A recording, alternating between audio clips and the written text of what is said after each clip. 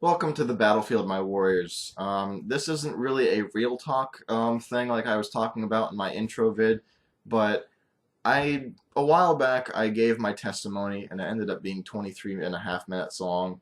So I wanted to try to do it again, make it a little bit more concise and a little bit more pretty since I'm better at talking on camera now. Anyway, let's just get into it. So to start out with, I was born with cerebral palsy, sorry, which I don't really know a whole lot about it, but what I do know is that when I was being born, for some reason I had a lack of oxygen to the right side of my brain. So the right side of my body was affected, and my right hand specifically has loose bones and muscles, so I can't really use it to its full ability. As you can see, I can play video games with it though, if you're familiar with my channel, which is a blessing. And with my right foot, it's the bones and tendons or muscles are kind of tight, so I can walk on it and everything. But you know, the this is my left leg, but the heel part, like this part right here, I can't really bend it. I can't wiggle my toes either, but I can at least walk on it, which is also a blessing. But background, I had cerebral palsy. Speaking of video games, though, that's actually how I started using my right hand. When my parents found out that I had it, my dad bought me a Sega Genesis in hopes that I would be interested in playing it, and lo and behold, I was. So that's how not only did he save me from not using my right side, but also how I turned into a gamer. After the Genesis, I moved on to the PS1 and then the PS2 and so on and so forth. And yeah, they were pretty cool, but actually video games started to become an obsession with me. As we grew old enough, like we being my generation, as we grew old enough to like actually get into our little cliques and groups and start judging people based on their appearances or personalities or whatever, you know, I kind of got picked on a little bit because of my cerebral palsy, and it wasn't huge. It's not like one of those sob story bully things that you hear about. And I'm not saying that those things are, you know, I'm not trying to downplay those things. But what I'm saying is my bullying wasn't quite as severe. It was there, and it was enough to upset me. But you know, it wasn't like super bad.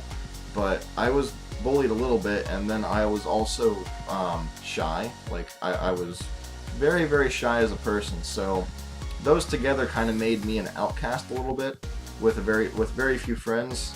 So I tried to fill the void with video games, and after a while, my heart was telling me, like, you know, this ain't working, bro. Like, because every time I would play video games, like slowly it would just like not be fun anymore. Like I would just be playing video games like a zombie.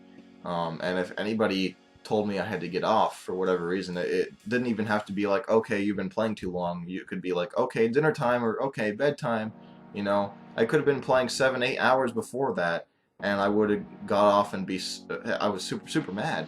Like I would get really ticked off, and I just rage because I was trying video games. I was trying to fill a void in my heart, make me feel important. I was trying to allow myself to take virtual characters that needed me, the hero, and put my worth on that, but it just wasn't the same. It wasn't working.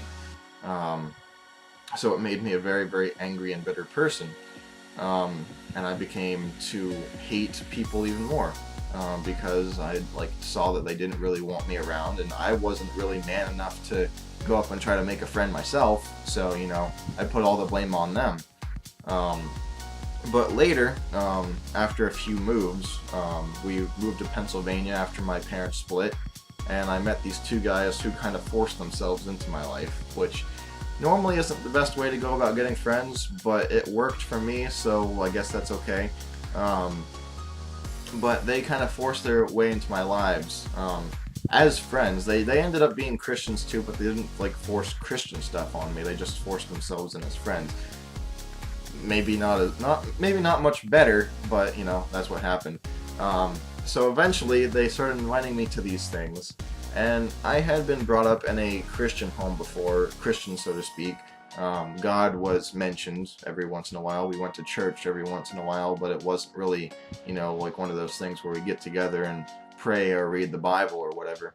And I did go to youth groups before, but I never really, got into it. Never really took much stock in it. But I went with them just to be polite, and those people were really nice to me, but I was so closed off at that point that it didn't faze me. But eventually, I got invited to a lock-in, which is basically a sleepover at the church where you have snacks and games and movies and stuff, and a lesson on the side somewhere in between. But it's mostly there for fun. And I ended up going to that too, although I'm not sure why, because I hated people, as I told you, especially large crowds, which was something that I was promised that there would be a lot of people there. But I went anyway somehow. And despite the fact that the people that I had been in youth group with before that were nice, for some reason this time I got struck with the genuinity of these people's concern and kindness. I had always thought that, Christians were one of the worst groups to be judgmental and mean and stuff, and a lot of them are, or a lot of the Christians are. But these guys accepted me, so I didn't come out of my shell all at once, but I kind of started wriggling out there. And then I met this guy, Steve, who was a youth group leader there. And the first thing he talked to me about, not even God, I was at a church at a lock-in, and he was the youth leader. He didn't even talk to me about God at first. He talked to me about anime and video games, two things that I love to death. So when I saw that, it got me interested in him as a person, and I started getting to know him a little bit more. So then, when it came time during the night for the lesson, since I liked him, and I'm like, how can a guy like this be a Christian? I decided to listen to what he was saying, and that kind of opened my heart a little bit up to the teachings. And I'm like, this Jesus guy, he actually has some pretty good stuff. I'm a little bit sad that I kind of, blew him off before. So I started looking into the Bible and kind of reading about his teachings, and I'm like, man, I really like those teachings and all that kind of stuff. I really think this is a good way to live. But I wasn't quite sold on the God concept. Wasn't really sure if Jesus was the Son of God, or if God was even real for that matter. If I really needed the spiritual stuff. But I decided, you know what, I'll test it. I'll take Jesus' teachings and I'll start living them out the best I can and see what happens. And over a course of time, I'm not sure exactly how long, but it was maybe 2 to 6 months, I noticed a big change in my life as far as what was going on with me, and also my mood from following those teachings. And also I was observing the other people around me. I was always an observer.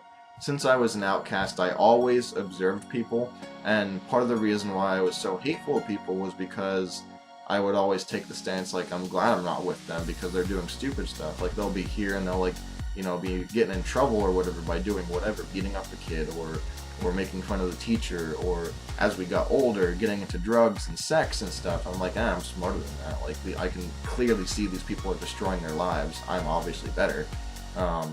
But instead of observing that way, when I started learning about Christ, I observed their actions analytically, I guess. More analytically in a different way.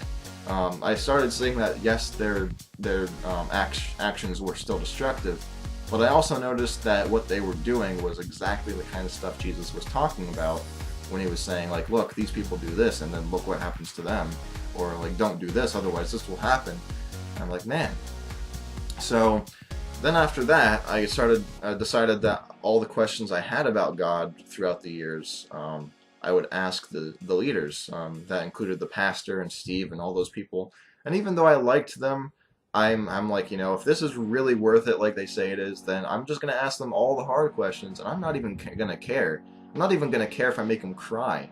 I just want to know. I want to see if they're going to blow me off like everybody else, because before that, if I asked anybody, any kind of Christian about it, especially a leader in the church, they would be like, well, just pray about it, or go read the Bible, or just have faith, like stuff like that. Like, um, so I decided to ask them all these kind of things, and they didn't have all the answers for me right away. And they didn't have all the answers for me overall either, because, you know, like, I don't know, people don't know everything, you know? Like, even if you're a Christian, or actually even say you're a football fan, it doesn't mean you know everything about football. Maybe you do, I don't know, but it takes time to build knowledge for anything. Lesson of life. But anyway, but they did satisfy a lot of my answers. They did, I saw that they were genuinely trying to answer me kindly and also honestly, and that a lot of their answers made sense to me. Like, when they would tell me about these kind of things, I'm like, oh, okay, that makes sense. So I'm like, okay, I'm ready to believe in these teachings now. And they're like, cool, like, what about God? I'm like, not so sure. And they're like, well, then you should pray about it. You should, like, go and pray to God to reveal himself to you, and see if he'll, like, come and help you. And I'm like, okay, great. Now we get to the whole, like, have faith and pray answers that I got before. But I was thinking, like, you know what? These people, they gave me straight answers already. If they say I need to pray, if that's the only way, then I'll try it. So I did.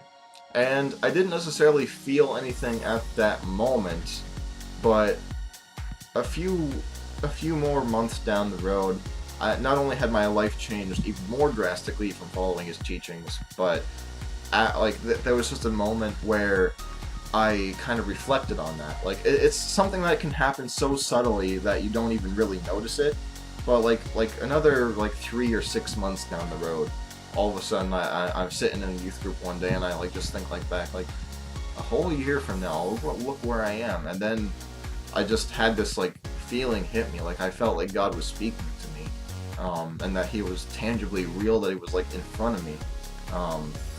So I felt like that was a God experience, and I decided to put my faith in him. I prayed the prayer of salvation, and there's really no one way to pray for salvation.